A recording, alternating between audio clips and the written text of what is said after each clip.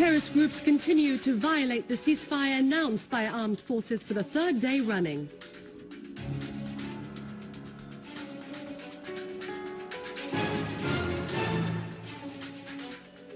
The chairman of the Committee of International Affairs in the Russian Duma says the world should realize that the crisis in Syria can never be solved through arming and supporting terrorist groups.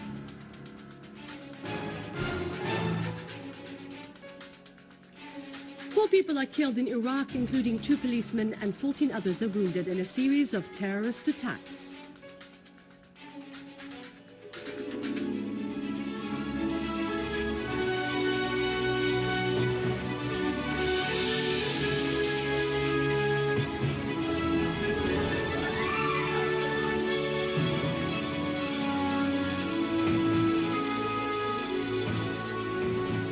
And welcome to a news bulletin. I'm Dania Nizam. Terrorist groups continue to violate the ceasefire observed by our armed forces in Deir Ezzor for the third day running. An official source said that units of our armed forces confronted terrorist groups near Al-Halabiya Square and killed the leading terrorist Ammar Nawar al-Hajar of Al-Qaeda terrorist organization. Another unit of our armed forces clashed with a terrorist group that opened fire on the army roadblocks and security forces. A number of terrorists were killed in Al-Rashidiyya quarter, including one of their leaders called Ghazwan al-Hussein. Once more, there was another violation of the ceasefire, this time in Aleppo's countryside. A terrorist group burnt a bus carrying 14 passengers from Afrin to Aleppo in order to show films on suspicious TV channels, falsely accusing our armed forces of shedding Syrian blood. In the quarters of Al-Ashrafiyya and Al-Marja, the terrorists opened fire on 2 demonstrations calling for the exit of terrorists from both quarters, killing 2 citizens and wounding a child. Another terrorist group attacked the water pump station in the area of Suleiman al-Halabi. The attack damaged 5 pumps and cut off water supplies in the western part of Aleppo. Terrorist groups also attacked the palace with bombs, causing some damage. The governor told the news report that work is underway to fix the damaged water grid in the Suleiman al-Halabi area, and the water will be back running at about 12 o'clock at night. In Homs, our armed forces clashed with a terrorist group that attacked citizens in Al-Qusayr countryside, killing and wounding many of them. In Tel Kalach, our armed forces confronted another terrorist group that opened fire on a roadblock manned by our security forces. In the Damascus countryside, our armed forces confronted groups of terrorists which attacked security forces in Duma, Haras Zamalka and Arbin, killing and wounding many terrorists and destroying their equipment.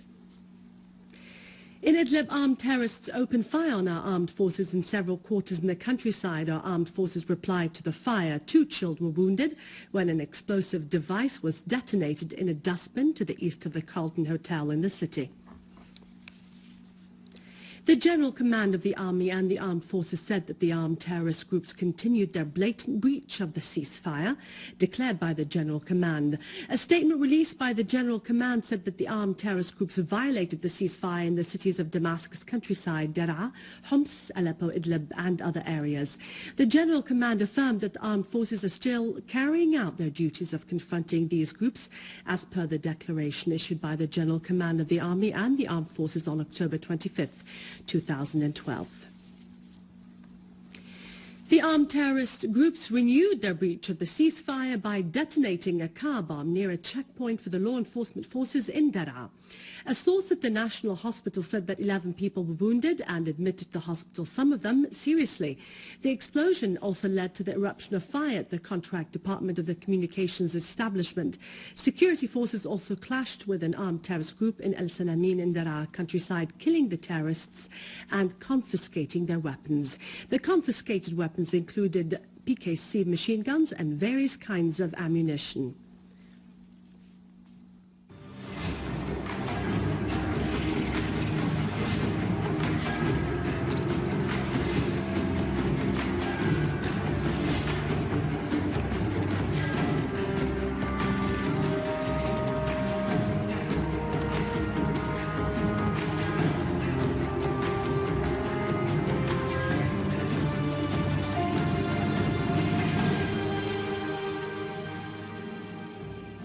Prime Minister Dr. Wael Halaqi stressed during his regular tour on a number of the shelter centers that are used by the displaced families in Damascus the efforts exerted by the governmental institutions and ministries to rehabilitate the infrastructure in the areas damaged by the armed terrorist groups and to offer all the necessary services for the return of the displaced families to their areas. During his tour, along with the members of the Higher Council for Relief of the temporary shelters, the Premier was briefed on the displaced people situations, those who have to leave their houses due to the armed terrorist group's terror. Dr. Halaqi listened to the displaced citizens and he took notes of their needs. The delegation checked on the food and clothing stores in the centers as well as the health services offered to them.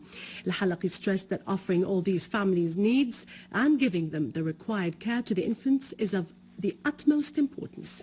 He pointed to the efforts being exerted by the state to repair the damaged infrastructure in the areas that were infested by terrorists and to bring security and stability back to these areas, as the law enforcement agencies are working on eliminating the terrorist groups.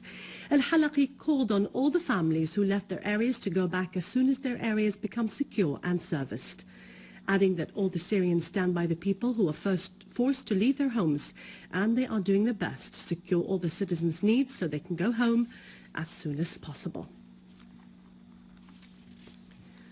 On the occasion of the Eid vacation, Major General Ali Abdullah Ayoub, the Chief of Staff of the Syrian Arab Army, accompanied by a number of the officers of the higher command, visited the wounded soldiers in Al-Mazzi military hospital, wishing them a speedy recovery.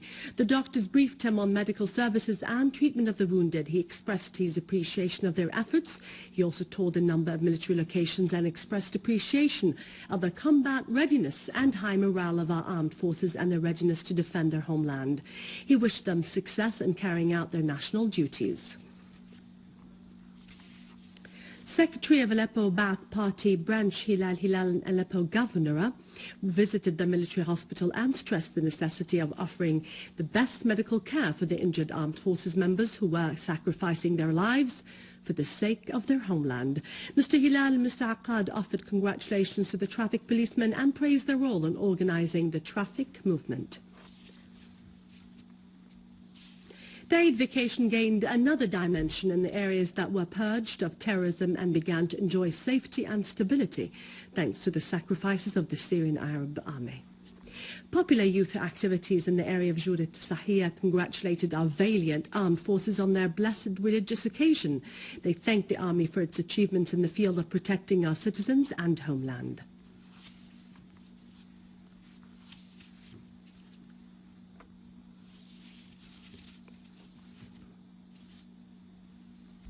The Organization of Syrian Youth continued to carry out its national duties and activities in helping the victims of terrorism.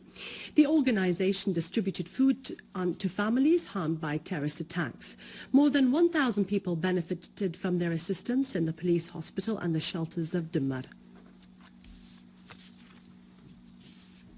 In Daraa, nearly 600 citizens in the towns of Sheikh Miskin and Nawa took the initiative to settling their situation, pledging never to commit anything against national security. The authorities concerned released 122 citizens whose hands were not stained with Syrian blood. This release came on the basis of the amnesty decree number 71 issued by President Bashar al-Assad.